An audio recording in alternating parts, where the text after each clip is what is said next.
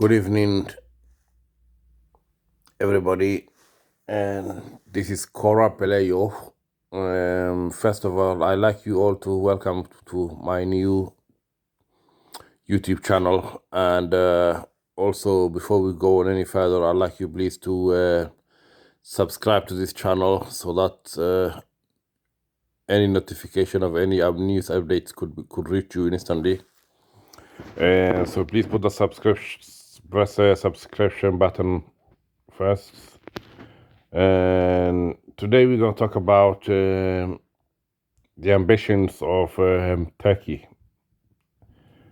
Turkey, a country in Anatolia, with a huge military and a huge economy, which has an ambition to restore its former glory as an Ottoman Empire enclave across the Middle East and also some parts of Europe, where the Ottoman Empire once stood.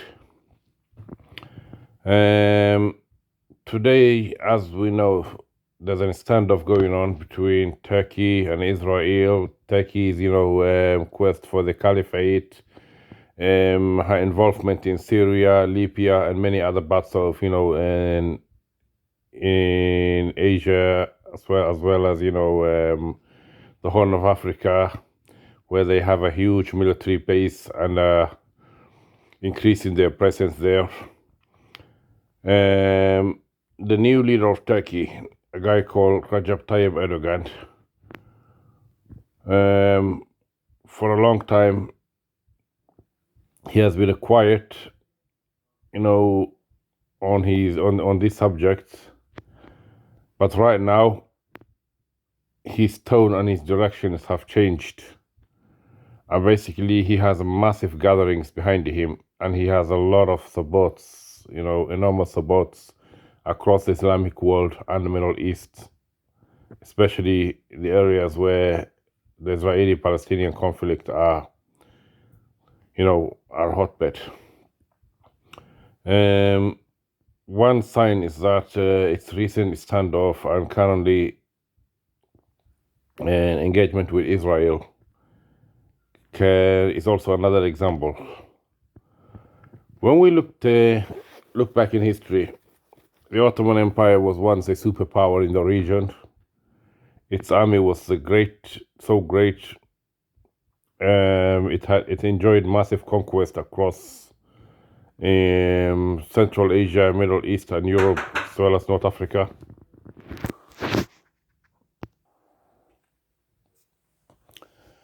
And this, shouldn't surprise anybody, because what's happening right now between the Israeli and the Palestinian conflicts, it looks like, the world has just chosen to ignore and continue to turn a blind eye to the Israeli annexation of the West Bank and Gaza, Israel's continuous, military expansion, her quest and ambitions to create a greater Israel, greater Israel, which includes the boundaries of Egypt, all of Jordan, half of Saudi Arabia, the whole of Iraq and Lebanon.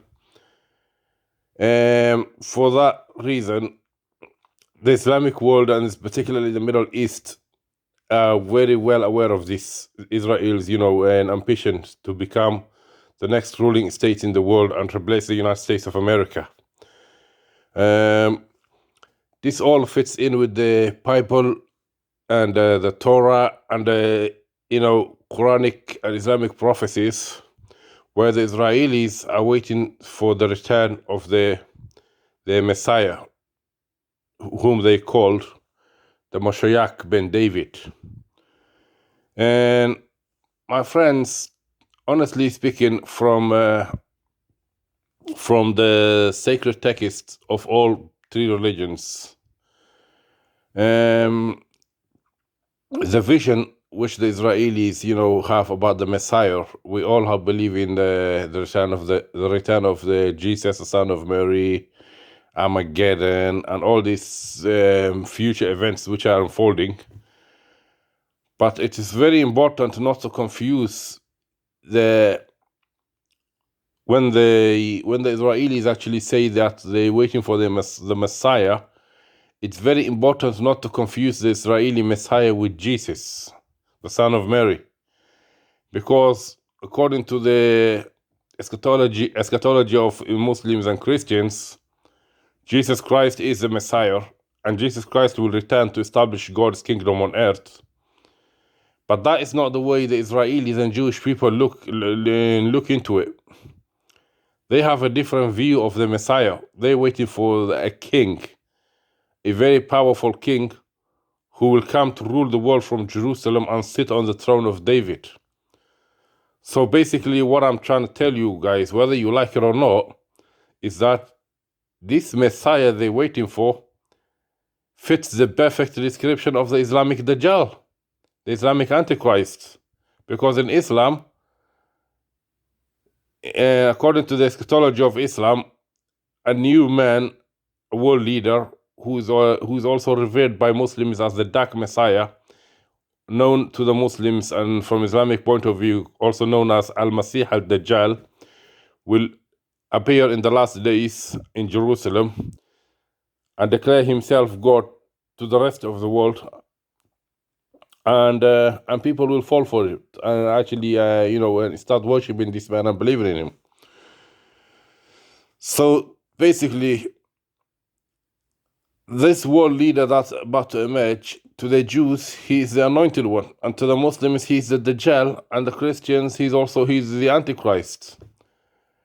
So it is not surprising that when we see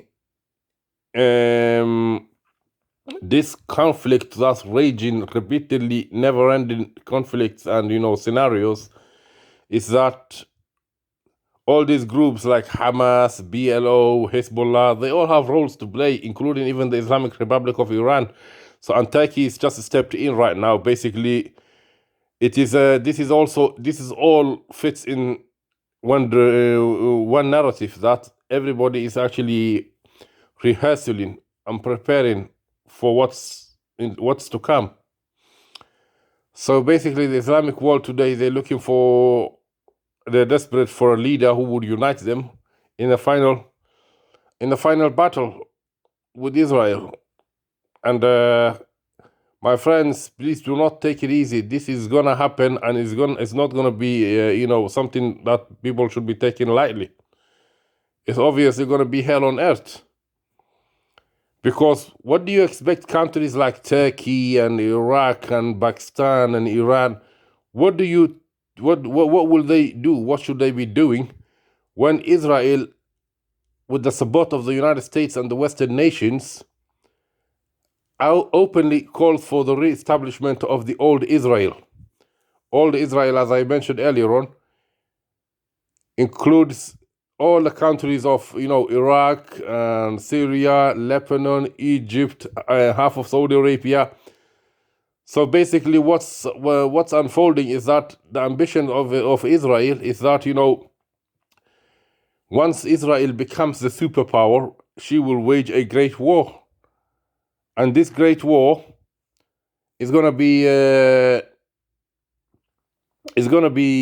what I call the attempt to regain that greater Israel territory.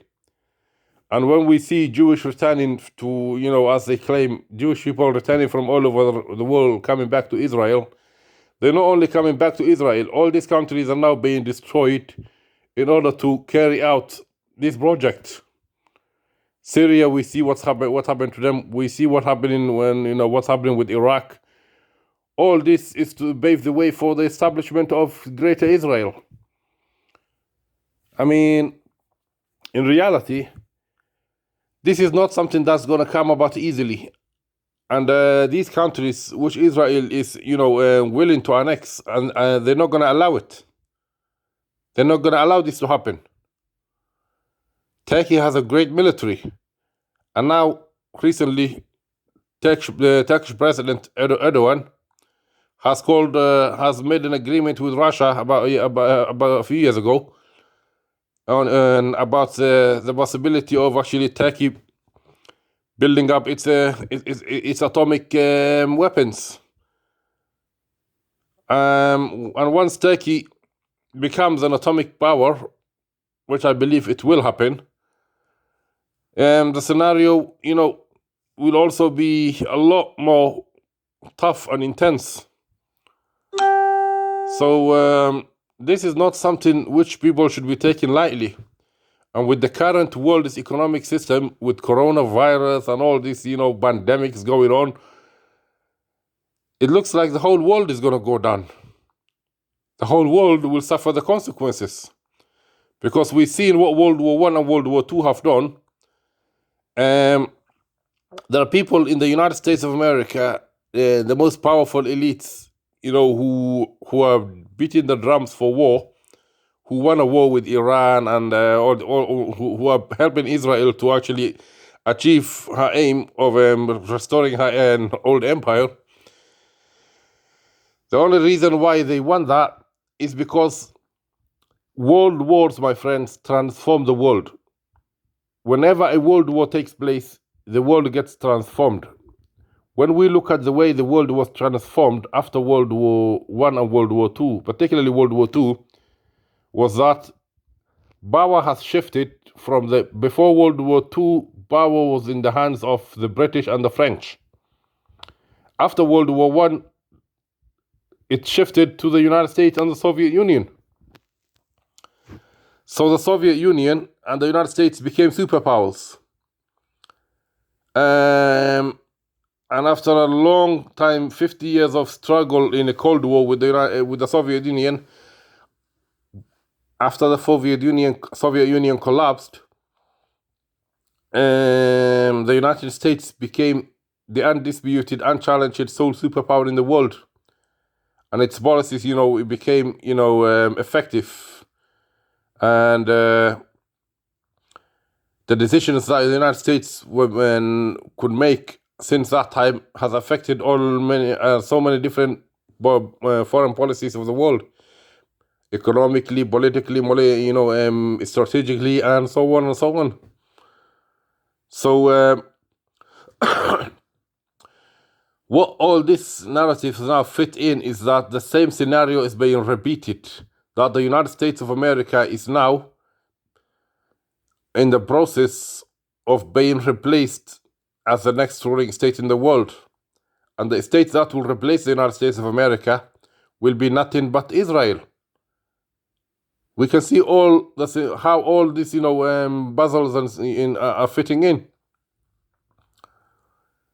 The Israeli government is, working very hard with its elites and the, security and its military and its secret services. They're doing